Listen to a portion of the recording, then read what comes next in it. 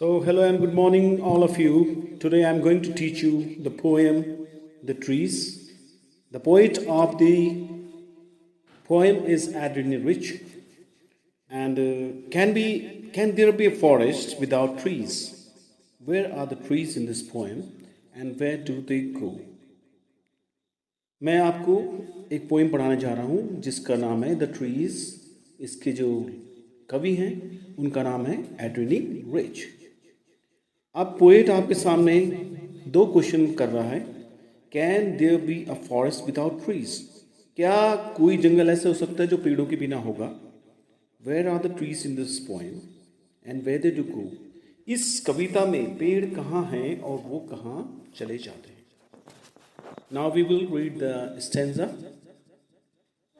First stanza of the poem is: the trees inside are moving out into the forest. The forest that was empty all these days, where no bird could sit, no insect hide, no sun bury its feet in shadow, and forest that was empty all these nights will be full of trees by morning. अभी इस कविता में या हर कविता में मैंने आपको बता रखा है कि दो मीनिंग होते हैं, एक प्रत्यक्ष होता है और एक अप्रत्यक्ष होता है। और अभी हम प्रत्यक्ष अर्थ को ही पढ़ेंगे। जैसे कि लिखा हुआ है, the trees inside are moving out into the forest, the forest that was all empty of this days. वो बोल रहा है कि यहाँ पे मानवीयकरण किया गया है। पेड़ों को बोल रहा है कि वो चल रहे हैं, अंदर के पेड़ बाहर जंगल की ओर जा रहे हैं। जंगल जो आजकल बिल्कुल खाली हो गए हैं, जहां कोई पक्षी नहीं बैठ सकता। वे नो बर्ड्स कुड सिट, जहां पे कोई पक्षी नहीं बैठ सकता। नो इंसेक्ट हाइड, जहां पे कोई भी कीट या कीड़ा छुप नहीं सकता। No sun bites with shadow, मतलब सूर्य की किरणें जहां की घनी जंगल में अपनी किरणों को धरती तक नहीं पहुंचा सकती।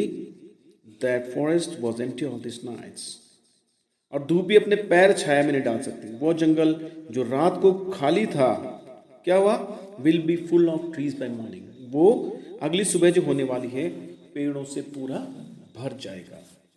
ये एक ऐसी सोच है जैसे कि सोच रहा है केवल कवि की ऐसा हो सकता है कि आज रात में पेड़ एक दिन और कल सुबह तक कितने पेड़ जंगल में हो जाएंगे। Next stanza: all nights the roots work to disengage themselves from the cracks in the veranda floor. The leaves strain toward the glass, small twigs stiff with exhaustion, long cramped boughs shuffling under the roof like newly discharged patients, half dazed moving to the clinic door. जैसे कि मैंने आपको बताया कि हम प्रत्यक्ष meaning पढ़ेंगे, तो वहाँ पे लिखा है all nights the root work to disengage themselves from the cracks. जड़ें पूरी रात, पेड़ों की जड़ें पूरी रात आपको बरामदे के फर्श की दरारों में से मुक्त करने में लगी रहती है। ठीक है, आगे लिखा है the leaves strain toward the glass, small ticks stiff with expression, पत्तियां शीशे की तरह जाने का प्रयत्न करने में लगी रहती हैं। Long cramped boughs सफलिंग under the roof like newly discharge patient, छोटी छोटी टहनियां प्रयत्न करके सख्त हो गई हैं। वो मुलायम होनी चाहिए थी छोटी छोटी टहनियां, लेकिन वो सख्त हो गई हैं। लंबी उलझी हुई टहनियां छत के नीचे इधर उधर फैल रही हैं, मानो डिस्चार्ज पेशेंट हो, यानी कि वो पेशेंट हो जिनको अभी अभी अस्पताल से छुट्टी मिली हो। Half dazed moving to the clinic doors, और वो ऐसे लग रहे हैं मानो कि वो आधा नींद में हो। उनकी चाल ऐसी है कि आधा नींद में हो और वो क्लिनिक के दरवाजे की तरफ जा रहे हैं। Next stanza is I sit inside doors open to the veranda, writing long letters in which I scarcely mention the departure of the forest from the house. The night is fresh, the whole moon shines, the sky is still open. The smell of the leaves and the lichen, we'll turn the page, it still reaches like a voice into the rooms. My head is full of whispers, which tomorrow will listen.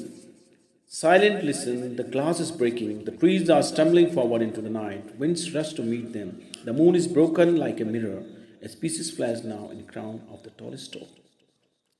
कवि कह रहा है I sit inside doors to the veranda writing long letters.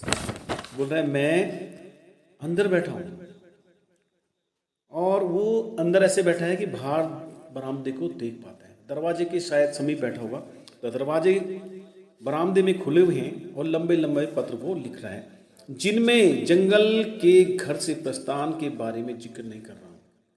रात में ताजगी है, खुले आकाश में पूरा चांद चमक रहा है। आगे लिखा हुआ है कि the night is fresh, the whole moon shines in the sky still open.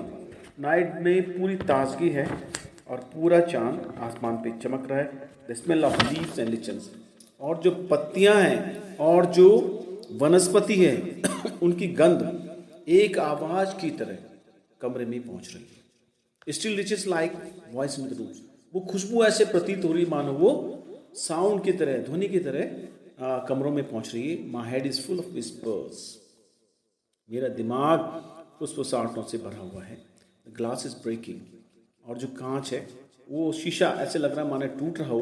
The trees are stumbling forward into the night, और रात में पेड़ आगे बढ़ रहे हैं। The moon is broken like a mirror, और चंद्रमा ऐसे प्रतीत हो रहा है मानो वो कोई टूटा हुआ शीशा हो। Species flash now in the crown of old stock, और चांद की जो हमें छवि दिख रही है ऐसे लग रहा है मानो कि वो बरगद के पेड़ में से चमकती हुई कोई टुकड़े दिख रहे हो कांच के ऊपर आसमान में। तो ये कवि कहना चाहते हैं, एडिनिच वॉज बॉर्न बाल्टीमोर। एडिनिच जो कवि हैं, इनका जन्म बाल्टीमोर मैरीलैंड यूएसए में हुआ था 1929 में।